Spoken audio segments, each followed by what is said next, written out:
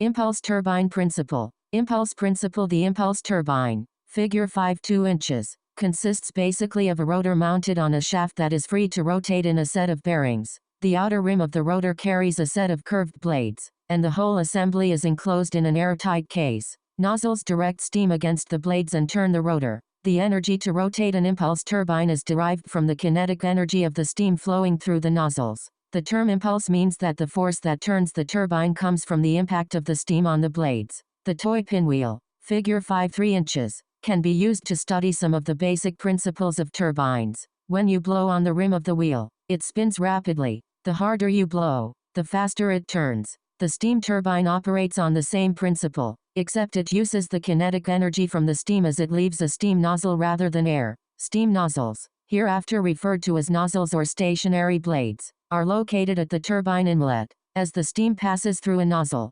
potential energy is converted to kinetic energy. This steam is directed toward the turbine blades and turns the rotor. The velocity of the steam is reduced in passing over the blades. Some of its kinetic energy has been transferred to the blades to turn the rotor. Impulse turbines may be used to drive forced draft blowers, pumps, and main propulsion turbines. Figure 5 2 inches shows an impulse turbine as steam passes through the nozzles. Reaction principle. The ancient turbine built by Hero operated on the reaction principle. Hero's turbine was invented long before Newton's time, but it was a working model of Newton's third law of motion, which states, for every action there must be an equal and opposite reaction. If you set an electric fan on a roller skate, the roller skate will take off across the room. Figure 5 4 inches. The fan pushes the air forward and sets up a breeze. Velocity. The air is also pushing backward on the fan with an equal force, but in an opposite direction. If you try to push a car, you will push back with your feet as hard as you would push forward with your hands.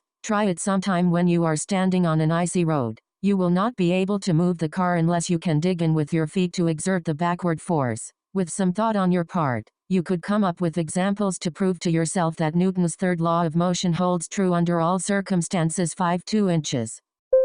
Figure 5 4 inches. Demonstration of the velocity of the reaction principle. Figure 5 5 inches. Demonstration of the kickback of the reaction principle. The reaction turbine uses the reaction of a in the reaction turbine steam jet to drive the rotor. You learned that an attached to the turbine casing act as nozzles and stationary blades. Impulse turbine increases the velocity of steam and transforms that potential energy under pressure into kinetic energy in a steam jet through nozzles. A forward force is applied to the steam to increase its velocity as it passes through the nozzle. From Newton's third law of motion, you see that the steam jet exerts a force on the nozzle and an equal reactive force on the turbine blades in the opposite direction. This is the force that drives the turbine direct the steam to the moving blades. The moving blades mounted on the rotor act as nozzles. Most reaction turbines have several alternating rows of stationary and moving nozzle blades. You can use a balloon to demonstrate the kickback or reaction force generated by the nozzle blades. Figure 5 5 inches.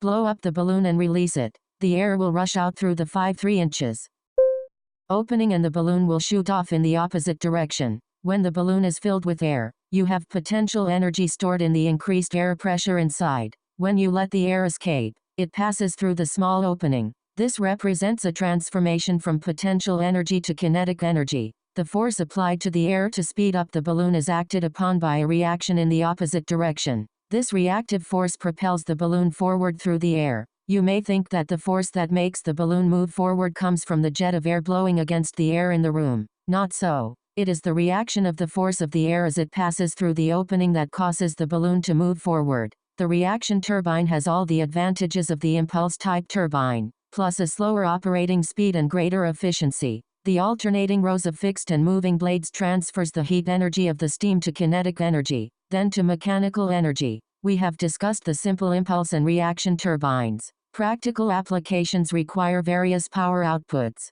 Turbines are constructed with one or more simple turbines made as one. This is done in much the same way that the varying cylinder size of a car engine varies power. Figures 5 6 inches and 5 7 inches show typical naval turbines. Turbine classification. So far we have classified turbines into two general groups: impulse turbines and reaction turbines. Depending on the method used to cause the steam to do useful. 139.58 Figure 5 6 inches. Impulse main propulsion turbine 5 4 inches.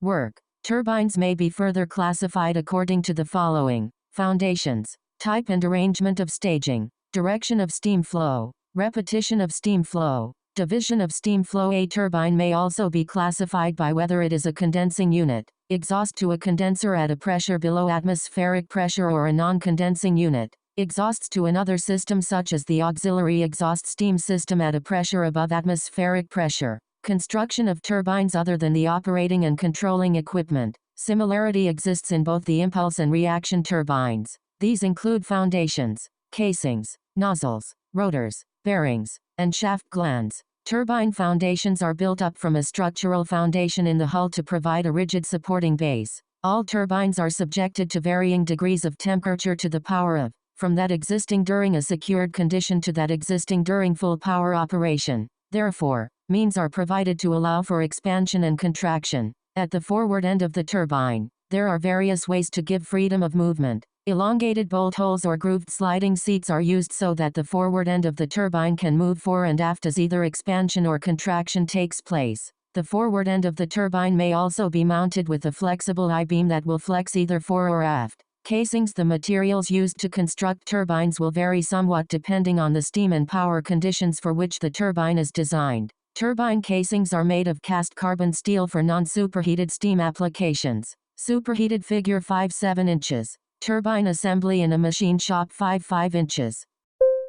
Full stop. Figure 5 8 inches. Typical sliding surface bearing applications use casings made of carbon molybdenum steel. For turbine casings used on submarines, a percentage of chrome stainless steel is used, which is more resistant to steam erosion than carbon steel. Each casing has a steam chest to receive the incoming high-pressure steam. This steam chest delivers the steam to the first set of nozzles or blades. Nozzles. The primary function of the nozzles is to convert the thermal energy of steam into kinetic energy. The secondary function of the nozzles is to direct the steam against the blades. Rotors, forged wheels and shaft, are manufactured from steel alloys. The primary purpose of a turbine rotor is to carry the moving blades that convert the steam's kinetic energy to rotating mechanical energy. Bearings. The rotor of every turbine must be positioned radially and axially by bearings. Radial bearings carry and support the weight of the rotor and maintain the correct radial clearance between the rotor and casing. Axial thrust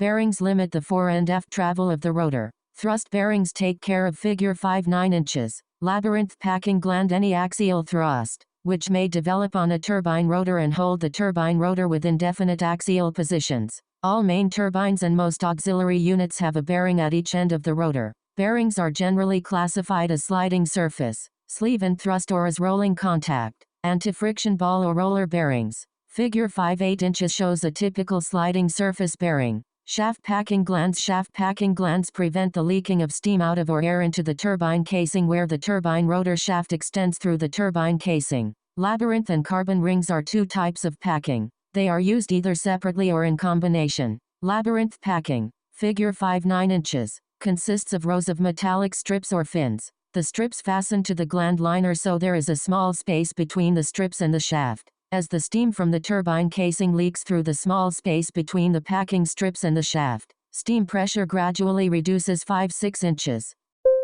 Figure 5 10 inches. Carbon packing gland. Summary. Carbon packing rings, figure 5 10 inches, restrict the passage of steam along the shaft in much the same manner as labyrinth packing strips. Carbon packing rings mount around the shaft and are held in place by springs. 3 or 4 carbon rings are usually used in each gland. Each ring fits into a separate compartment of the gland housing and consists of 2, 3, or 4 segments that are butt jointed to each other. A garter spring is used to hold these segments together. The use of keepers, lugs or stop pins, prevent the rotation of the carbon rings when the shaft rotates. The outer carbon ring compartment connects to a drain line. In this chapter, you have learned about the components inside a steam turbine casing. You have also learned the basics of how the steam turbine works. For more information on steam turbines, refer to Machinists Mate 3 and 2, Navedra 10524 F1, Chapter 2.